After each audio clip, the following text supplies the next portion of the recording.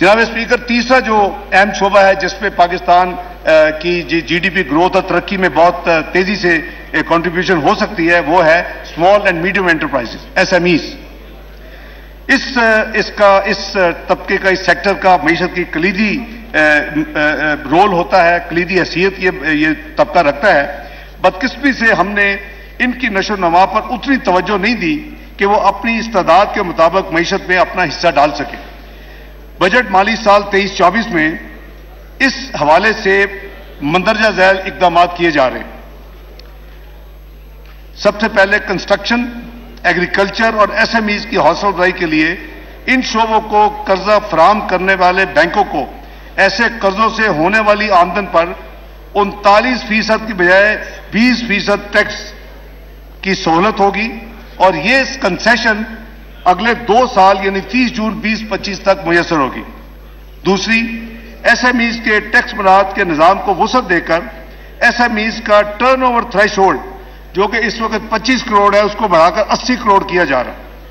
Number 3, PM youth loan program के जरिए छोटे कारोबार को रियाती कर्जों की फराहमी के लिए इस माली साल में 10 अरब रुपए इस बजट में मुख्तस किए जा रहे हैं।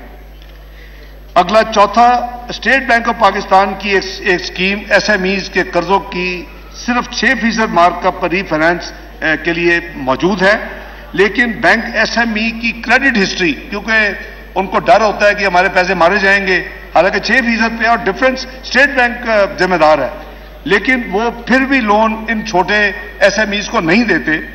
इसको दूर करने के लिए हुकूमत पाकिस्तान ने यह फैसला किया है कि इन कर्जों का अगर नहीं देंगे तो 20% जो है उसको पाकिस्तान, हुकूमत पाकिस्तान, वो रिस्क हुकूमत पाकिस्तान का होगा। मैं मसलन अगर 25 रुपए उसका बैड लोन है और 100 टोटल लोन था 25%, तो 20% जो पहला है वो हुकूमत पाकिस्तान अदा करेगी, सिर्फ इनकरेज करने के लिए कि इनको SMEs को लोन दिया जाए।